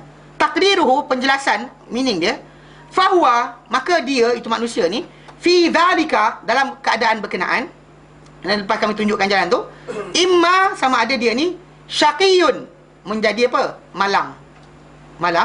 Wa imma sa'idun, dia menjadi seorang yang berbahagia. Maksudnya Allah Ta'ala tak paksa anda untuk malang atau bahagia. Allah Ta'ala buka laluan. Anda pilih apa, itu anda dapat. Kita anda kena ingat, malang atau bahagia tadi bukan utama dunia, tapi akhirat. Pasal ada orang macam para sahabat Nabi SAW, ramai yang miskin. Kita ada seorang pun boleh kata diorang tidak bahagia. Ada orang yang macam sahabat Nabi SAW yang apa, jadi gubernur, yang apa, Umar nanti pada zaman pemerintahan beliau, baju dia selai je. Ada seminggu sekali dia tak keluar rumah. Lepas tu dia basuh baju dia, tunggu kering. Lepas tu pagi-pagi tunggu apa, tolong isteri dia masak dan sebagainya, baru dia keluar. Jadi banyak orang tak suka dengan dia sebab apa? Kurang bercampur dengan apa, dengan orang ramai. Tapi bila orang mengadu, dia panggil Umar panggil dia, Umar panggil dia. Umar tanya kenapa? Dia kata teranglah, baju dia selai saja, seminggu sekali dia basuh. Jadi ketika basuh tunggu sampai kering. Tunggu sampai kering baru pakai balik. Kita tak boleh kata dia tak bahagia. Dia bahagia, dia seorang yang bahagia, dia happy dengan benda berkenaan. Bahkan bila zaman Umar apa, tengok keadaan macam tu, Umar bagi dia duit. First time bagi, dia agihkan. Second time bagi, dia agihkan. Third time bagi, Umar bagi nota sekali. Nota dia bunyi, ambil, jangan bagi ke orang. Okey, apa jadi? Dia balik rumah, dia bawa duit berkenaan. Dia kata, dakhalat fiyad dunya. Dia mengalir air mata, dia kata, telah masuk kepada aku dunia. Maksud dia malang, maksud dia daripada hadis itu, kisah tadi, asar ni, maksud dia yang dimaksudkan dengan bahagia tadi bukan dunia lah, akhirat lah. Okay, bukan ni. Pasal kadang-kadang ada manusia ni malang di dunia, sakit, asyik sakit. Tapi dengan kesakitan dia tadi, dan dia ihtisab, dia redha dengan kesakitan Allah Ta'ala beri pada dia, dihapuskan segala dosa-dosa dia. Di akhirat dia berbahagia. Kan jangan silap faham, jangan kita salah faham maksud dia dunia ini. Dia macam malang-malang. Tak, malang dunia tak apa. Malang akhirat tu bahaya. Malang di dunia, kalau kita ihtisab, kita bersabar, dia menjadi penghapusan dosa. Kalau anda kata malang akhirat, tak ada hapus dosa dah. Kan, tak akan tu, dia akan hangus terbakar je. Kalau hangus dekat dunia ni kita malang kita ni sementara je. Percayalah cakap saya. Pasal baca dalam hadis Nabi SAW, Nabi kata apa? Di akhirat nanti ada orang, manusia ni akan dicelupkan, dia orang ni orang paling malang di dunia. Paling malang di dunia. Allah tak celupkan dia apa? Sesaat dekat dalam syurga. Kenapa tak keluarkan balik? Tak pernah malang. Lepas tu bila tak tanya dengan dia, pernah tak kau lihat mana dengan, kalau itulah ganjaran dia, that is what you deserve dengan syurga tu. Sekali celup dalam syurga, Allah tak tanya dengan dia, ada tak sifat apa malang yang pernah kau rasa kat dunia? Dia kata tak pernah aku rasa, ya Allah. Kalau itu balasan dia, aku tak kisah dulu, dia kata. Tak rasa malang walau sedikit pun. Tapi sebaliknya orang yang paling nikmat dekat dunia ni boleh celup dalam neraka sesaat je. Bila keluar balik, kalau itulah balasan, dia kata, ya Allah, aku tak pernah rasa kebaikan dekat dunia ni, dia kata. Pasal itu beza dia sebenarnya. Pasal manusia dah, itu kan kita kata dari segi asas. Macam kalau orang tu tak ada harta, kasi terangkan dulu. Mungkin tak ada harta, tapi Allah Ta'ala bagi dia sihat. Mungkin sihat dia kurang, tapi Allah Ta'ala ada bagi dia sedar. Ada orang gila sebagainya kan, beban pada orang lain, dan lumpuh dan sebagainya, dia boleh jalan. Semua takkan kurang. Takkan kurang, manusia ni takkan kurang. Allah Ta'ala berikan dia cukup. Untuk dia bersyukur, semua pasti ada. Tak ada orang boleh kata tak ada ruang untuk dia bersyukur. Tak ada siapa ada hak untuk dia kata macam tu. Bahkan semua manusia ni ada hak untuk bersyukur, dan berpeluang untuk bersyukur kepada Allah Ta'ala dengan nikmat yang diberikan. Tak ada siapa yang malang sebenarnya dalam dunia.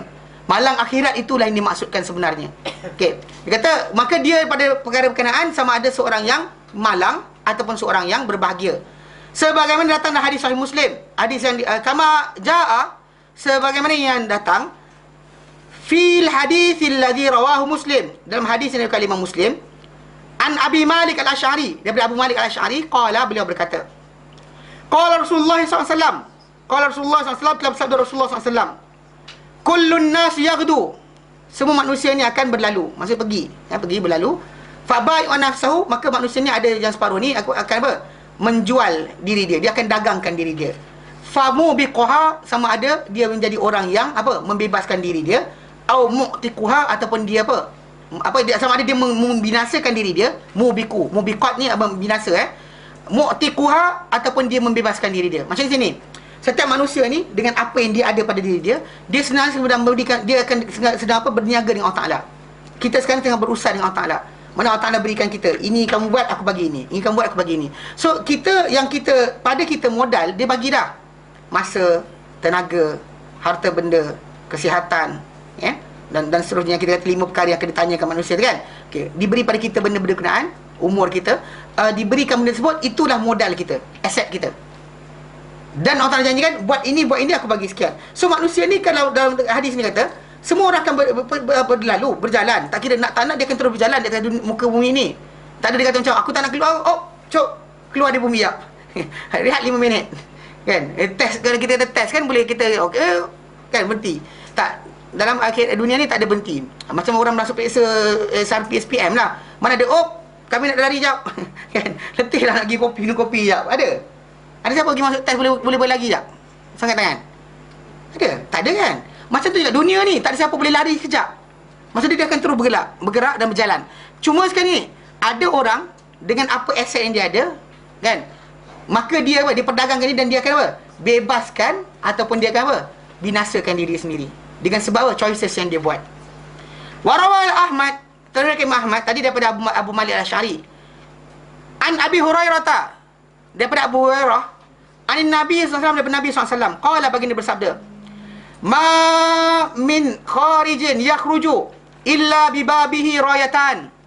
Ma min kharijin, tidak ada siapa yang keluar, tiada siapa-siapa yang keluar, mana keluar daripada rumah dia atau daripada asrama ke daripada mana sekalipun, yakhruju, yang keluar, illa, melainkan, bibabihi, pada pintu dia, pintu rumah dia, rayatan, ada 2 panji. Hadis ni panjang, ujung dia yang kita nak ambil. Hadis ni panjang, mana dia bersyukur atau di sekian ujung ni. Tapi di awal ni diterangkan oleh Abu Hurairah, Nabi bersabda, tidak ada sesiapa yang keluar daripada satu tempat melainkan di pintu rumah dia akan ada 2 panji, rayah, 2 panji. Rayatun biadi malak, satu panji berada pada tangan satu malaikat. Wa rayatun biadi syaitan, dan satu panji berada di tangan syaitan.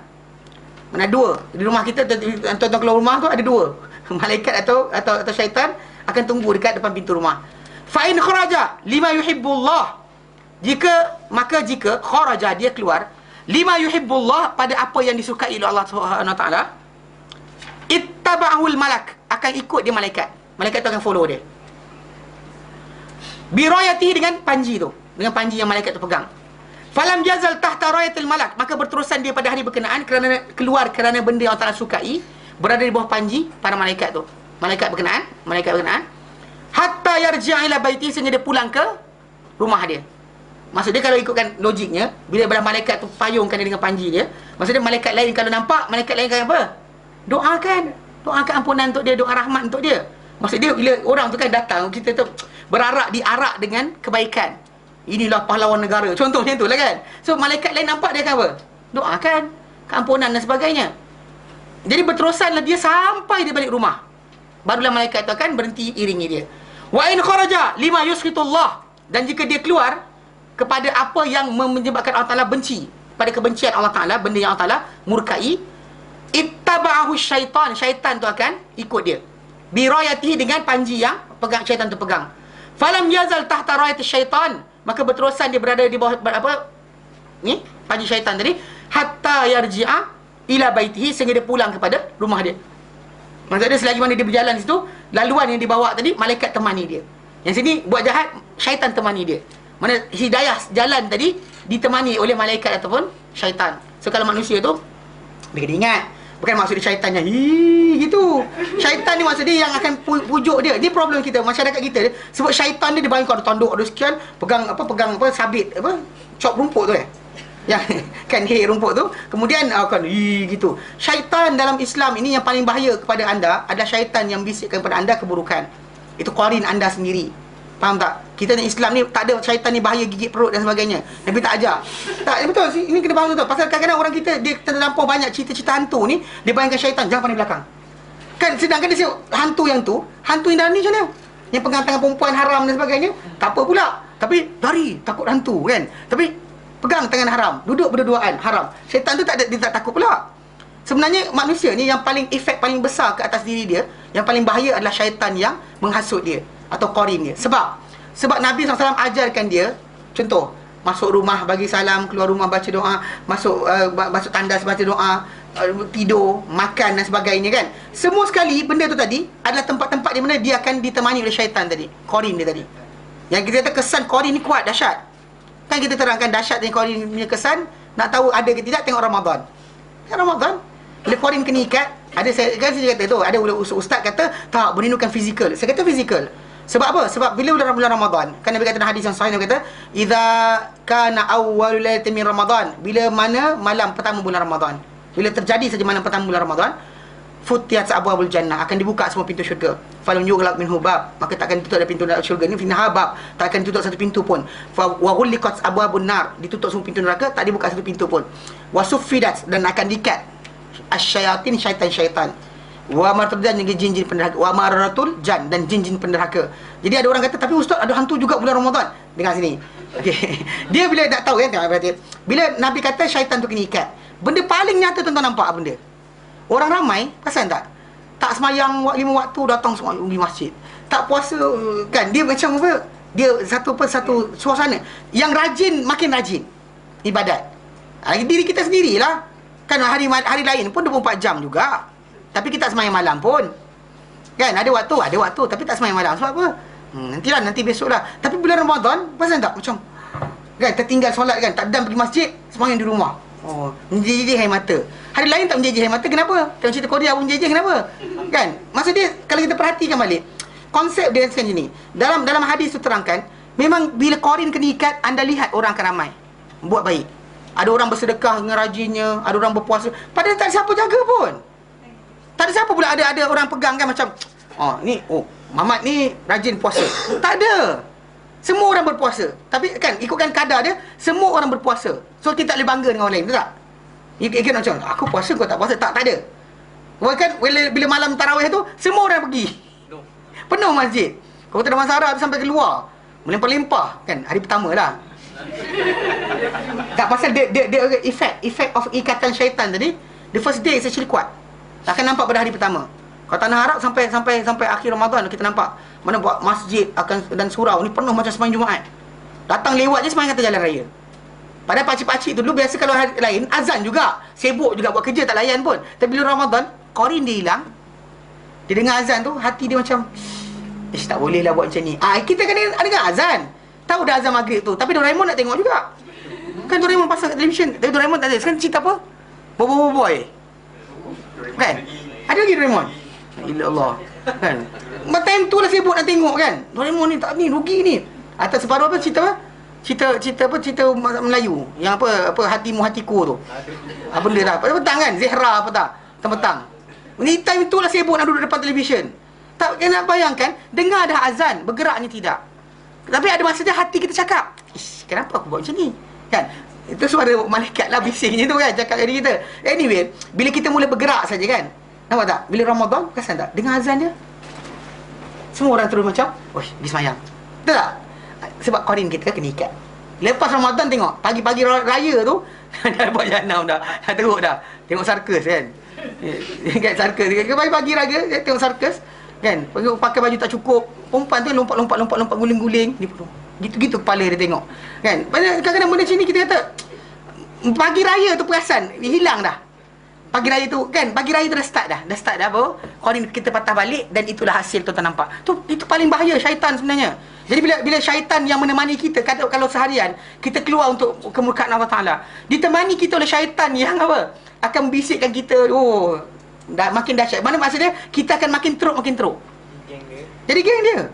Maksudnya dia akan temani kita. Ni orang aku ni, Macam apa pergi penamaan calon, tahu? Kau penamaan calon? Macam tu lah penamaan calon. Okey. Warawa Ahmad, dalam riwayat Imam Ahmad, an Jabir bin Abdullah, daripada Jabir bin Abdullah, anna Nabi SAW qala li Ka'b bin Ujrah. Nabi kata kepada Ka'b bin Ujrah, Nabi kata apa? A'adzakallah min imaratis sufaha. Sebab Allah lindungi engkau wahai Al-Ka'ab daripada imarah, penguasaan as-sufaha, orang-orang yang bodoh. Qala, berkata Ka'b bin Ujrah, wa ma imaratus sufaha? Wa ma imaratus sufaha? Apakah dia imaratus sufaha? Penguasaan orang-orang yang bodoh, dia kata. Qala, Nabi bersabda, umara akan ada pemimpin-pemimpin yang yakununa min ba'di, yang mereka akan datang sesudahku, sesudah ketiadaan aku nanti datang pemimpin, penguasa-penguasa. La yahtaduna bihudaya. Dia tidak memberi hidayah, memberi petunjuk dengan petunjukku. Petunjuk orang lain dia ambil. Ambil lah petunjuk macam-macam lah. Charles Dickens lah, apa benda lah, dia ambil Mak Saleh punya. Wala yastanuna bisunnati, dan mereka tak bersunnah dengan sunnahku. Banyak sunnah lain lah. Lain aku ajar, lain dibuat. Aku suruh orang kalau dalam rumah tak nak syaitan masuk, dia baca surah lain. Aku suruh Al-Baqarah, dia baca surah lain. Kan, nampak tak? Nabi suruh sekian. Kalau marah, Nabi kata a'udzubillahi minasyaitonir rajim, datang dia sebut lain. Gus Fraba apa? Kan dia kan cili ada orang dia pergi ikut apa anger management. Dah dengar? Kan dia ada lafaz-lafaz macam apa benda tak. Boleh tiup nafas. Kan Nabi kata a'udzubillahi minasyaitonir rajim. Aku tahu satu perkataan ni kalau orang tu marah, dilafazkan, hilang rasa marah dia. Nabi kata, pasal tak benda ni tinggalkan? Tak ada orang pakai dah. Tapi ya ikut apa mindset tu, bila marah je tarik nafas depan nafas, ngarut je. Apa benda ni? Kan? Isti'adzah. Masa dia tak bersunang sunnahku, Nabi kata. Apa keadaan sekalipun, dalam marah ke dalam apa sekalipun, faman saddaqahum bikadzbihim, barang siapa yang mempercayai mereka dengan pemudustaan mereka, wa anahum ala zulmihim, dan bantu pemimpin-pemimpin tadi di atas kezaliman mereka, faulaika laisu minni walastu minhum, maka orang golongan itu bukan daripada golonganku dan aku bukan golongan mereka. Bukan termasuk dalam kumpulanku. Wala yariduna ala haudi, dan mereka takkan sampai kepada telagaku. Wala yariduna ala haudi, mereka takkan sampai kepada telagaku. Ni telaga Rasulullah SAW yang dimaksudkan adalah sebelum ahli syurga masuk syurga, yang beriman dia akan melintas dengan telaga Rasulullah akan beri minum pada mereka, dan mereka takkan dahaga sama sekali lepas tu. Tapi orang-orang berkenaan takkan dapat benda ni. Wa man lam yusaddiqhum, sesiapa yang dapat pemimpin macam ni dan tidak percaya pada pemimpin berkenaan, bikadzbihim, dengan pendustaan mereka, walam yu'inhum ala zulmihim, dan tak bantu mereka di atas kezaliman mereka, faulaika, maka orang-orang itu minni, golonganku, wa ana minhum, aku golongan mereka, wa sayariduna ala haudi, dan mereka akan melintas dengan telagaku, akan sampai kepada telagaku. Okey, ini itu bahagian awal hadis berkenaan yang beri pada Ka'ab bin Ajrah, yang bukan tajuk kita tapi tajuk bawah ni. Yang Nabi nak sebut bawah ni dah ada kaitan dengan inna hadainahus sabila imma syakiran wa imma kafura. Okey. Dia kata apa? Dia kata, ya Ka'ab, Nabi bersabda, wahai Ka'ab bin Ujrah. Wahai Ka'ab bin Ujrah, as-saumu junnah, puasa itu adalah benteng. Puasa itu adalah benteng. Siapa-siapa yang ni apa rasa diri dia dia punya kedudukan dia kurang dalam takwa, maka nak takwa kuat, maka puasa. Pasal actually orang tu nak bertakwa kuat dengan puasa, sebab puasa ni adalah satu latihan takwa paling panjang, the longest in any ibadat tuan-tuan buat. Puasa adalah tempoh paling panjang anda dilatih merasa Allah Ta'ala perhatikan anda. Kan actually kita tahu takwa itu adalah rasa, feeling seorang tu bahawa Allah Ta'ala perhatikan dia, dia tinggalkan benda Allah Ta'ala larang, dia buat Allah Ta'ala suruh sebab rasa Allah Ta'ala perhatikan. Itu takwa sebenarnya. Okey. Jadi rasa itu dalam Ramadan, dalam puasa, bukan Ramadan lah, puasa sunat yang kita buat, itu paling lama, 12 jam. Kalau solat 5 minit je, Allahu Akbar, 5 minit. Lepas mayam, 4. Tak hilang, tak dan lekat rasa Allah Ta'ala perhatikan. Tapi kalau sekiranya puasa, dia panjang. Perasan tak? Bila puasa kan, dia marah kan? Aku puasa. dia kata tak? Aku puasa. Dia nak tengok, aku puasa. Dia kan, nampak tak? Dia lama sikit banding dengan apa? Dengan solat. So, jadi Nabi kata, as-saumu junnah, puasa itu adalah benteng. Was-salakatu tutfi'ul khati'ah, dan sedekah pula tutfi'u, akan memadam al-khati'ah, kesalahan, memadamkan kesalahan yang kita buat. Was-salatu qurban, dan solat itu adalah qurban. Satu apa perkara yang mendekatkan diri kepada Allah Taala. Qurban ni perkara yang mendekatkan kepada Allah Taala, ataupun burhan, bukti. Qurban maksud dia perkara yang mendekatkan diri kita kepada Allah Taala, atau burhan maksud dia apa? Bukti. Memang betul lah kita kata, kalau ikutkan mana-mana bentuk pun betul. Kalau dia kata burhan, maksudnya dia bukti kita ni Muslim. Kalau tidak solat, maka putuslah kita dengan Allah Ta'ala. Ataupun kurban menghubungkan kita dengan Allah Ta'ala adalah solat. Ia adalah solat. Ya Ka'ab, wahai Ka'ab Ibn Ajrah, wahai Ka'ab Ibn Ajrah, innahu la yadkhulul jannata, sungguhnya la yadkhulul jannata, tidak akan masuk syurga, lahmun, satu daging, nabata min suhtin, yang tumbuh daripada apa? Daripada benda yang haram.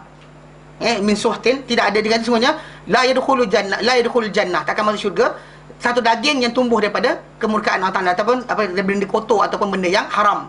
As-suht haram. An-naru aula bihi, neraka lebih layak untuknya. Neraka lebih layak untuknya. Mana kalau orang tu makan benda haram, maka memang dia takkan boleh untuk masuk syurga selagi daging haram tu masih lagi pada badan dia. Dan hanya lepas pembakaran berlaku kepada badan dia dan habis daging-daging tu hancur dulu, barulah dia akan dimasukkan dalam syurga. So dia haram masuk. Macam juga sombong kan, orang sombong tak masuk syurga. Selagi sombong tu ada, selagi tak akan masuk syurga. Okey. Ya Ka'ab, wahai Ka'ab, an-nasu ghadiyan, manusia ni semuanya berlalu, semua pergi masuk kepada tempat, berjalan bergerak. Famubta'u nafsahu, dan lalu dia akan apa, perdagangkan diri dia.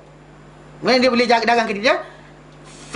Nafsahu famu'tikuha, lalu dia akan apa, dia akan merdekakan diri dia. Mana patut kemukaan Allah Ta'ala kena, tapi dia bebaskan diri dengan apa, dikerahkan semua sekali. Wa bai'u nafsahu, ataupun orang ni apa, orang ni yang beli diri dia, jual, dia tu tadi jual diri dia, jadi beli diri dia, beli diri, jual diri, lain. Jual diri dia maksudnya kita gunakan, kerahkan semua sekali ni. Macam ini janji Allah, ini act modal kita. Allah Ta'ala nak apa kan, Allah Ta'ala kata serahkan nyawa kau, harta kau di jalan aku berikan sekian. So kita perdagangkan. Orang yang sebaliknya adalah apa, yang beli diri sendiri. Everything is actually for himself, tak pernah fikir berkenaan dengan dia punya bagian dengan Allah Ta'ala. Maka orang ini famu bikuha, dia akan musnahkan diri dia sendiri. Mana dia salah buat perhitungan, dia ambil benda yang segera, maka dia akan musnahkan diri dia. Tapi ada orang yang pandai, dia jual diri dia, tak apa, kepada Allah Ta'ala, untuk Allah Ta'ala. Allah Ta'ala nak sekian masa. Contoh macam untuk buat ibadat tadi perlukan masa, so korbankan masa hiburan. Kan hiburan kita panjang kan, seharian, banyak kena, kan nak tengok ni lagi, tengok tu lagi. So kita korbankan masa hiburan kita. Maksud dia kita apa, kita jual diri kita. Jual diri kita untuk dapatkan apa, janji Allah Ta'ala. Kan, janji Allah Ta'ala. Maka kita sedang apa, membebaskan diri kita untuk syurga, daripada neraka, lepas syurga. Tapi ada orang yang tak nak jual, maka apa, dia beli diri sendiri, waktu dia untuk diri dia. Okay, his time for himself, his energy for himself, semua sekali untuk diri dia sendiri. Maka orang ini akan apa, musnahkan diri dia dan masukkan dia dalam neraka. Itu sebenarnya yang akan berlaku. Jelas Okay, baik, ada soalan?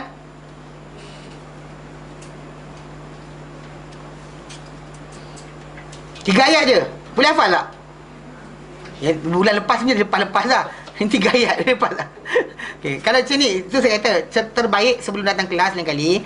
Mana contoh macam engkau yang akan datang, kita akan baca daripada 4 sampai 12. So sebelum sampai kita belajar, hafal dulu siap-siap. So nanti bila kita belajar, kita dapat, orang kata, lebih mudah untuk memahami. Jangan kata kita tak hafal seminggu, akan tak boleh kot kan. Lagu-lagu Korea boleh hafal. Budak Melayu kita pelik semua, pelik Korea dia hafal. Bukan dia faham pun maksud, dia karaoke pula lagi. Aku tanya apa maksud, tak tahu dia kata. Tapi dia nyanyi pula, ayang sayur kata. Aku tak faham betul, tak tahu kenapa. Kenapa hal, kenapa? Tak ada kerja lain ke? Kan? Jadi, faham 4 sampai 12 kita akan belajar insya-Allah. Tapi yang 1 sampai 3 dah habis dah, alhamdulillah. Sejalan ayat berkenaan Allah Ta'ala terang pada manusia, yang memberikan hidayah, memandu dia kepada mana jalan pun Allah Ta'ala. Tapi apa? Choices anda bertanggungjawab. Jalan itu wujud, anda tak ditanya. Tapi apa? Choices anda buat, pilih mana satu, anda bertanggungjawab. Yang kita kata macam, tapi Allah Ta'ala hidayahkan untuk buat jahat terbaik. Tunggu, dia hidayahkan saja, dia ilhamkan saja. Tapi untuk pergi, anda kena pilih. Kan? Kawan kita ajak pergi Skodeng, ngintai kan, masa kosong ada, nak pergi ke tak nak, itu soalan dia, bukan masalah tu. Kawan tu kata, tak apa, jangan takut, aku jaga engkau selamat. Kalau polis datang, aku selamatkan kau. Aku yang, kalau dia bagi semua apa jaminan sekalipun, kita yang pilih jalan berkenaan, salah kita. Faham? Maksud dia Allah Ta'ala berikan jalan, tapi masalah apa? Choices itu balik pada diri kita balik. Jelas? Baik, wallahu a'lam, wa sallallahu ala sayyidina Muhammad wa sallam, alhamdulillah alamin. Subhanallah, asyhadu an la ilaha illa anta, astaghfiruka wa atubu ilaik. Wassalamualaikum warahmatullahi taala wabarakatuh.